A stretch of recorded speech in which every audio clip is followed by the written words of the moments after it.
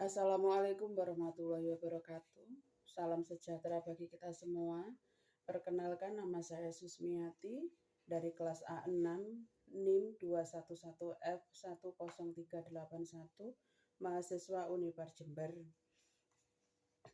Di sini saya akan membacakan hasil rangkuman tentang disabilitas netra.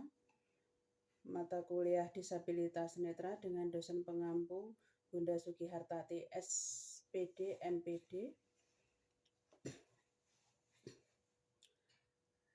Yang akan pertama saya bawakan yaitu tentang pendidikan anak disabilitas netra. Di sini agar lebih mudah kita dalam memahaminya tentang disabilitas netra, kita akan membaginya menjadi 5 bagian. Antara lain yang pertama adalah definisi, yang kedua identifikasi, yang ketiga kriteria, yang kedua klasifikasi, dan yang kelima adalah karakteristik. Baiklah, kita akan membahas bagian yang pertama, yaitu definisi.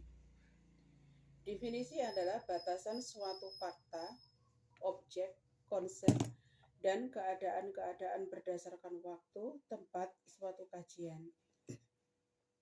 Tujuan dari batasan ini adalah agar yang dibahas atau dibicarakan tidak keluar dari topik atau permasalahan. Tunanetra berasal dari bahasa Jawa tuno yang berarti rugi dan netra yang berarti mata. Jadi tunanetra artinya kerugian yang disebabkan oleh kerusakan organ mata. Dalam Kamus Besar Bahasa Indonesia atau KBBI, tunanetra adalah rusak penglihatan.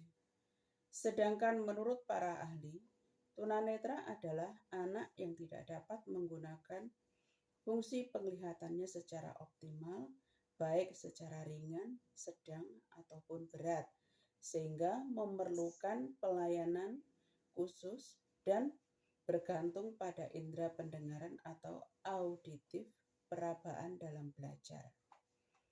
Jadi, definisi tunanetra adalah rusaknya organ mata yang mengakibatkan mata tidak bisa difungsikan secara optimal, baik ringan, sedang, maupun berat, sehingga dalam proses belajar memerlukan pelayanan secara khusus. Yang kedua adalah identifikasi. Yang dimaksud dengan identifikasi adalah menentukan atau menetapkan sesuatu secara anatomis fisiologis. Tunanetra adalah rusaknya organ anatomi mata yang menyebabkan terganggunya fungsi penglihatan. Secara anatomis dan fisiologis, tunanetra dapat diidentifikasikan menjadi 2, yaitu yang pertama secara medis dan yang kedua adalah secara estetis optometris atau OE. Secara medis, ketunanetraan dikaitkan dengan penyakit dan kelainan anatomi atau fungsi penglihatannya, sehingga memerlukan pengobatan dan diberi koreksi pada fungsi penglihatannya. Tunanetra secara estetis optometris dapat diartikan sebagai keadaan di mana mata mengalami kerusakan sehingga terlihat tidak baik dan memerlukan koreksi dengan modifikasi alat bantu visual. Yang ketiga adalah klasifikasi. Klasifikasi adalah suatu proses pengelompokan berdasarkan ciri-ciri persamaan atau perbedaan. Klasifikasi ketunanetraan dibedakan menjadi 5 bagian, yaitu yang pertama, kelompok yang memiliki penglihatan agak normal, tetapi memerlukan koreksi lensa dan alat bantu baca. Yang kedua, kelompok yang ketajaman penglihatannya kurang atau sedang dan memerlukan pencahayaan dan alat bantu penglihatan khusus. Yang ketiga, kelompok yang memiliki penglihatan pusat rendah dan memiliki ketidakmampuan untuk memperoleh pengalaman akibat kerusakan penglihatannya. Yang keempat, kelompok yang memiliki fungsi penglihatan buruk, kemampuan lantang penglihatan rendah atau buruk, dan memerlukan alat bantu untuk membaca. Dan yang kelima adalah kelompok yang termasuk buta total. Yang keempat yaitu kriteria. Yang dimaksud kriteria adalah ukuran yang menjadi dasar penetapan identitas seseorang.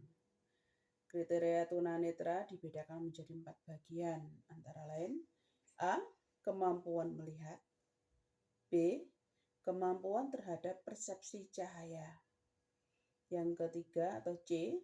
Kemampuan melihat ketajaman penglihatan atau nisus melalui self-tag.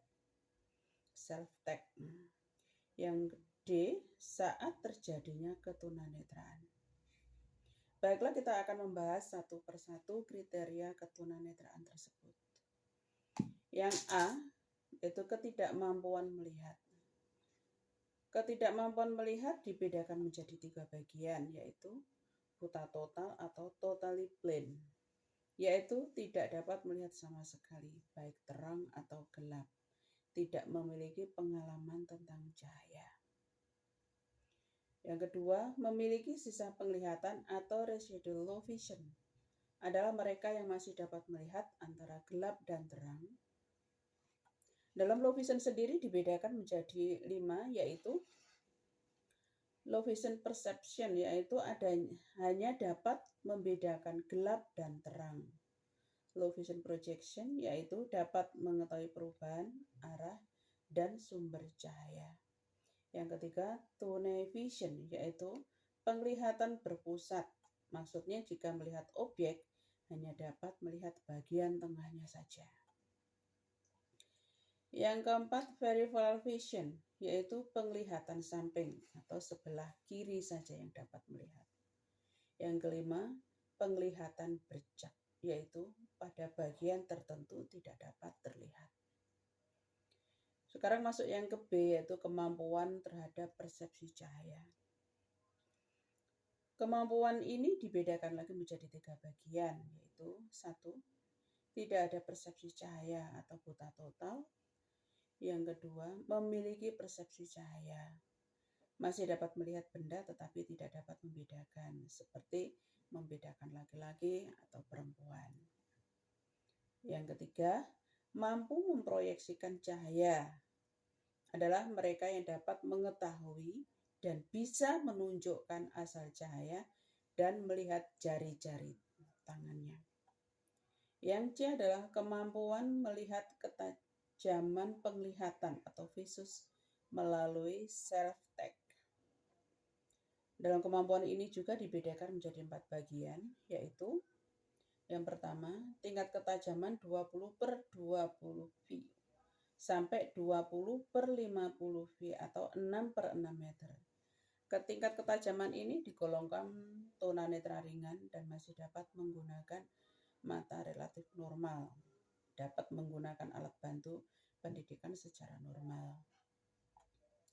Tingkat ketajaman 20/70 V atau 6/20 meter sampai 6/60 meter. Pada tingkat ini disebut low vision atau parsiarisa. Dapat dikoreksi dengan alat bantu seperti kacamata, kaca pembesar. Dan yang ketiga, tingkat ketajaman 20/200 V atau lebih, atau 6/60 meter atau lebih, termasuk berat, tetapi masih dapat menghitung jumlah jari tangan, jarak 6 meter, melihat gerakan tangan dan instruktur. Pada ketajaman tersebut hanya dapat membedakan gelap dan terang. Yang keempat, tingkat ketajaman 0, yaitu visusnya 0. Sama dengan buta total, tidak memiliki rangsangan cahaya dan tidak dapat membedakan gelap dan terang. Sekarang yang kedua, saat terjadinya ketunanetraan. Dikelompokkan menjadi 3 pada bagian ini, yaitu yang pertama, tunanetra sejak dalam kandungan atau prenatal. Dapat terjadi pada kasus ibu hamil yang menderita penyakit menular kepada janin, seperti cacar, sifilis, virus, toksoplasma, keracunan makan atau obat-obatan, terjatuh pada saat kehamilan, dan sebagainya. Yang kedua, tunanetra pada saat proses kelahiran atau yang sering disebut natal. Dapat terjadi karena terdapat kesalahan pada saat kelahiran. Misalnya, bayi lahir dengan alat bantu kop, dan bisa juga Mungkin karena bayi lahir kekurangan oksigen. Terus kondisi bayi sungsang. Yang ketiga adalah tunanetra setelah kelahiran atau yang disebut dengan postnatal. Berita ini dapat terjadi pada masa balita sampai dewasa. Penyebabnya ini bermacam-macam, misalnya kecelakaan karena penyakit dan lain-lainnya. Sekarang kita masuki yang keempat, yaitu karakteristik. Karakteristik adalah gaya hidup seseorang serta nilai-nilai yang berkembang secara teratur sehingga tingkah laku tersebut menjadi lebih konsisten dan mudah diperhatikan. Konsisten artinya tetap. Jadi karakteristik adalah ketunanetraan yang dialami seseorang yang menyebabkan terjadinya keterbatasan dalam bersikap dan berperilaku terhadap lingkungannya. Karakteristik ketunanetraan ini dibedakan menjadi dua, yaitu yang pertama karakteristik fisik dan yang kedua adalah karakteristik psikis. Baiklah, kita akan membahas sedikit tentang karakteristik fisik. Yang pertama yaitu karakteristik fisik. Tunanetra dari lahir dapat memberikan pengaruh pada perkembangan motorik kasar dan motorik halus. Bagaimana ciri-ciri karakteristik fisik ini? Yang pertama adalah tunanetra total. Ini tergolong buta bila dilihat dari organ matanya. Tidak memiliki kemampuan normal. Misalnya pola mata tidak berkedip, tidak ada reaksi terhadap cahaya, pelupuk mata tertutup. Dan yang kedua adalah tunanetra yang tidak terlatih orientasi dan mobilitasnya, tidak memiliki konsep tubuh yang menyebabkan sikapnya kurang baik. Misalnya kepala tunduk terus atau tengadah terus, tangan tergantung layu, berdiri pun tidak tegak. Yang B yaitu buta low vision. Karakter ini masih dapat melihat antara gelap dan terang, masih ada sisa penglihatan, dan berupaya mencari upaya untuk merangsangan dari luarnya. Yang kedua adalah karakteristik psikis. Ketidakmampuan yang berbeda antara buta dan tunanetra yang kurang penglihatannya akan menimbulkan pengaruh pada psikisnya. Misalnya menunjukkan pribadi yang riginitis atau kaku, tidak ekspresif. Dan seseorang yang mengalami albino sering menunjukkan tingkah laku ekstrim. Kadang terlihat gembira sekali, kadang sedih, kacau, dan sebagainya.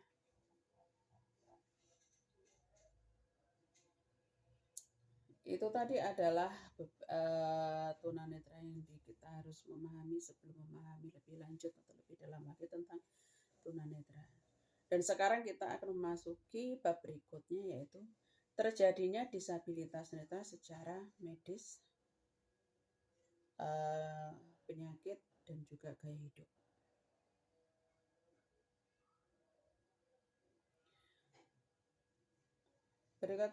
Sebelum kita akan membahas terjadinya disabilitas secara medis karena penyakit dan gaya hidup, pada bab ini kita akan membaginya dalam beberapa bagian dan membahasnya satu persatu. Yang pertama adalah penyebab kelainan mata dari segi medis dan kebidanan. Pada kelompok ini terdapat 3 penyebab terjadinya kelainan mata dari faktor medis dan kebidanan. Itu yang A, masa prenatal atau masa sebelum kelahiran. Yang B adalah masa perinatal atau masa natal atau pada saat kelahiran. Dan yang ketiga adalah masa postnatal atau setelah kelahiran. Dan yang kedua adalah penyebab kelainan mata dan fungsi penglihatan dari faktor penyakit akut atau penyakit berat dan kesalahan perlakuan terhadapnya. Dalam kelompok ini atau bab ini, dari faktor ini kelainan mata itu dibedakan menjadi 2, yaitu Yang A atau yang pertama adalah buta bawaan atau congenital plain atau biasa disebut dengan buta CB. Dan yang B adalah atau yang kedua buta didapat atau adventitiously blind atau buta AB. Kita akan mulai yang pertama, yaitu kelainan mata dari faktor medis. Yang pertama, yang A adalah masa prenatal. Secara ilmiah terdapat dua faktor yang menjadi penyebabnya, yaitu satu, faktor internal atau faktor yang dari dalam diri sendiri. Dan yang kedua adalah faktor eksternal atau faktor dari luar. Menurut Hittermasum dan kawan-kawan terdapat beberapa faktor yang mempengaruhi kelainan mata pada masa prenatal, antara lain yang pertama adalah faktor genetik atau faktor keturunan. Faktor genetik atau keturunan dapat mengakibatkan retinitis mentosa atau penyakit fungsi retina, di mana fungsi retina lama-lama akan mengalami kemunduran. Gejalanya yaitu sulit melihat di malam hari, kemudian diikuti hilangnya fungsi penglihatan periferal atau penglihatan samping atau hanya sebelah kiri saja, dan akhirnya hanya sedikit penglihatan yang tersisa. Yang kedua adalah faktor perkawinan sedarah atau incest. Secara medis, perkawinan sedarah dapat menyebabkan kecacatan, terutama pada anak tunanetra. Hal ini dapat terjadi karena perkawinan sedarah dapat menyebabkan menurunkan sifat termasuk penyakit atau kelainan. Yang ketiga adalah infeksi kehamilan. Infeksi kehamilan dapat terjadi akibat virus kleptovirosis, yaitu virus dari air kencingnya tikus. Yang kedua karena rubella, morbini, campak Jerman, RAF. Yang keempat adalah gangguan genetik. Terjadi karena adanya kelainan kromosom akibat transformasi yang mengakibatkan keracunan sedarah. Hal ini dapat terjadi pada kelompok ibu dengan kehamilan yang terlalu muda, mungkin usia 12 tahun, 13 tahun, sampai 15 tahun, atau kehamilan dengan ibu yang terlalu tua, mungkin usia di atas 40 tahun. Yang kelima adalah keracunan saat hamil. Keracunan saat hamil ini dapat terjadi akibat janin kekurangan vitamin atau bahkan kelebihan vitamin. Keracunan obat-obatan yang dikonsumsi saat kehamilan. Obat-obatan di sini mungkin konsumsi tanpa pengawasan dari dokter ataupun obat-obatan yang lainnya yang diminum. Yang keenam adalah penyakit menular, misalnya TBC. Yang ketujuh, infeksi karena penyakit kotor. Penyakit kotor ini di sini misalnya adalah sifilis, HIV, atau gonorrhea. Nah, hal ini dapat menyebabkan tubuh ibu hamil menjadi lemah dan mudah terkena penyakit lainnya. Yang kedelapan adalah virus toksoplasma. Virus toksoplasma berasal dari bulu kucing atau kotoran kucing yang sudah mengering, kemudian terhidup ibu hamil melalui udara secara terus-menerus. Dan dalam ilmu kedokteran, hal ini dapat diobati dan diberikan imunisasi tokso pada ibu yang terkena, dengan tujuan pada saat kehamilan virus tersebut tidak membahayakan janin. Yang ke-9 adalah faktor resus atau RH. Yang ke-10, pengalaman traumatik. Pengalaman traumatik ini dapat berupa shock akibat ketegangan pada kehamilan sebelumnya. Misalnya sindrom baby blues atau depresi yang dialami ibu akibat kelahiran bayi. Trauma akibat benturan-benturan pada kandungan saat hamil. Yang ke-11 adalah penggunaan sinar X. Radiasi sinar X ini mungkin dapat berasal dari USG yang berlebihan. Kadang karena ibu hamil terlalu senang ingin melihat janinnya, ingin melihat sudah sebesar apa, atau mungkin ingin jenis kelaminnya apa sehingga sering melakukan USG. Nah, efek dari itu, radiasi itu adalah bisa derajat kelainan. Terus kemudian dari radiasi sinar X dari alat-alat pabrik. Mungkin ibu-ibu hamil yang bekerja di pabrik-pabrik itu. Yang kedua adalah masa natal atau saat kelahiran. Kelainan ini dapat terjadi pada saat proses kelahiran atau sesaat setelah kelahiran. Misalnya karena persalinan yang sulit, pertolongan yang salah pada dokter atau bidannya yang masih belajar, mungkin ditolong juga dalam malpraktek. Kelainan yang terjadi pada saat kelahiran dapat terjadi karena beberapa faktor atau sebab. Antara lain, yang pertama adalah kerusakan saraf mata pada waktu persalinan. Hal ini dapat terjadi mungkin pada saat persalinan terjadi benturan pada alat-alat keras karena ibu menderita penyakit kelamin, dapat menular pada bayi, atau juga karena infeksi yang dialami ibu hamil akibat terkena rubella. Yang kedua adalah kehamilan sungsang. Yang ketiga, bayi prematur. Bayi yang lahir sebelum waktunya, usia janin mungkin 6-8 bulan, yang harus diinkubator. Nah, ini dapat terjadi karena tekanan udara di dalam inkubator dan di luar inkubator itu berbeda. Bayi yang lahir prematur pada umumnya perkembangan organ tubuhnya itu seperti jantung, paru, otak, dan lain-lain itu belum sempurna. Yang keempat adalah bayi postmatur. Bayi yang terlalu lama dalam kandungan, mungkin 10 bulan lebih.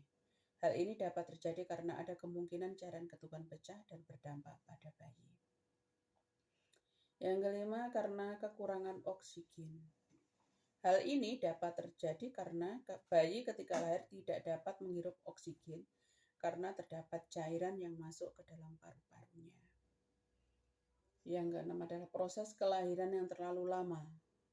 Proses kelahiran yang terlalu lama memerlukan bantuan alat bantu seperti kop yang dapat mengakibatkan pendarahan dan kecacatan pada otak bayi. Pendarahan pada ibu yang terjadi akibat placenta previa, yaitu jalan keluar bayi tertutup oleh placenta. Pendarahan karena ibu menderita penyakit sifilis, gonorrhea, kista, atau HIV. Yang ketujuh adalah tulang ibu yang tidak proporsional atau biasa disebut dengan disproporsi cephaloversik. Yang C atau yang ketiga adalah masa postnatal, yaitu terjadinya kelainan setelah anak dilahirkan, misalnya karena kecelakaan, keracunan, atau sakit pada usia perkembangan kurang lebih sampai usia 18 tahun. Hal-hal yang dapat menyebabkan kelainan di masa bayi antara lain, yang pertama, penyakit infeksi. Penyakit infeksi yang dapat menghambat pertumbuhan dan perkembangan bayi atau anak, misalnya bakteri tuberkulosis, virus meningitis, esaphylitis, DM, panas tinggi yang menyebabkan kejang-kejang atau step. Yang kedua adalah kekurangan gizi atau nutrisi. Pada bayi setelah lahir membutuhkan gizi dan nutrisi yang baik untuk pertumbuhannya. Bayi usia 0-6 bulan cukup diberikan ASI. Yang ketiga adalah karena kecelakaan. Yang dimaksud kecelakaan di sini adalah terjadi benturan, trauma, jatuh dari ketinggian yang mengakibatkan trauma pada organ mata, dan mungkin juga bisa kecelakaan karena kesetrum dan lain-lain. Yang keempat adalah keracunan. Misalnya keracunan makanan yang dikonsumsi, mungkin makanan yang dikonsumsi itu adalah sudah kadaluarsa atau sudah masa berlakunya itu sudah lewat. Terus mungkin juga karena cairan yang masuk ke dalam tubuh yang dapat berdampak pada daya tahan tubuh bayi atau anak. Yang kelima adalah kelainan mata karena penyakit mata. Penyakit mata itu mungkin antara lain seroptalmia. Itu menyerang pada anak-anak yang kekurangan vitamin A atau diare terus-menerus. Terus yang kedua pada morbili atau radang otak. Terus penyakit trachom yang disebabkan oleh virus Citimedeson trachomata. Yang keempat karena penyakit katarak, yaitu penyakit mata yang menyerang sehingga lensa mata menjadi keruh, atau kalau orang bahasa Jawa butek. Yang D atau E atau yang kelima adalah karena penyakit glaukoma. Yang F adalah penyakit diabetik retinopati atau gangguan pada retina yang disebabkan oleh penyakit diabetes mellitus atau DM. Yang G adalah karena penyakit retinopati of prematurity. Ini dialami oleh bayi yang lahir prematur. Sekarang kita akan menginjak yang selanjutnya, yaitu penyebab terjadinya kelainan mata dan fungsi penglihatan dari faktor penyakit akut atau penyakit berat dan kesalahan perlakuan terhadapnya.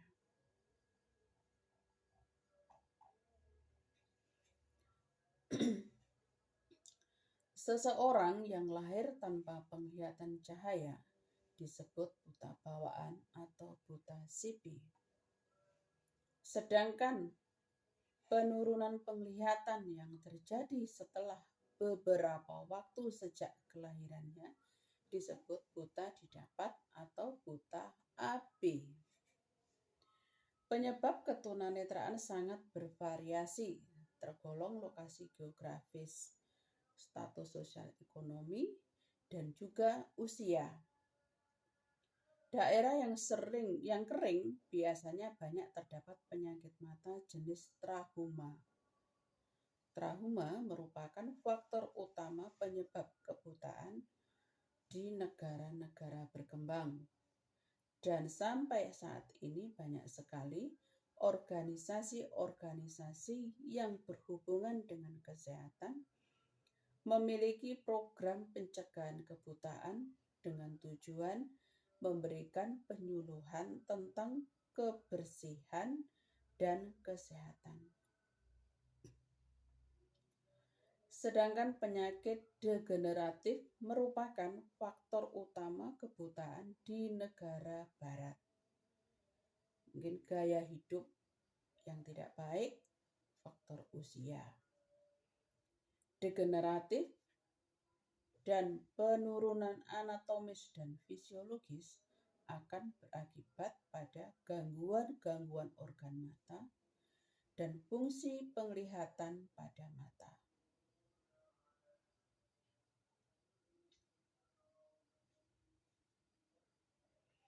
Penyakit akut yang diakibatkan karena gaya hidup, misalnya penyakit DM atau diabetes mellitus, hipertensi, penyakit kelamin, konsumsi obat-obatan.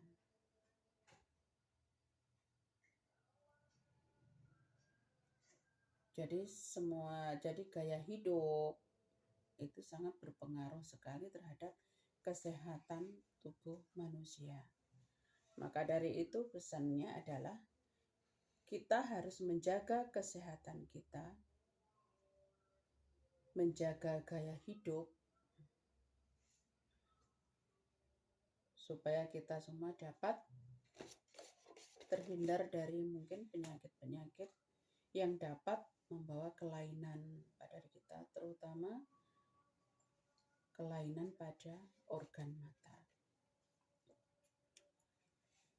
Demikianlah hasil rangkuman yang bisa saya sampaikan. Dan pada akhirnya saya mengucapkan terima kasih. Assalamualaikum warahmatullahi wabarakatuh. Terima kasih.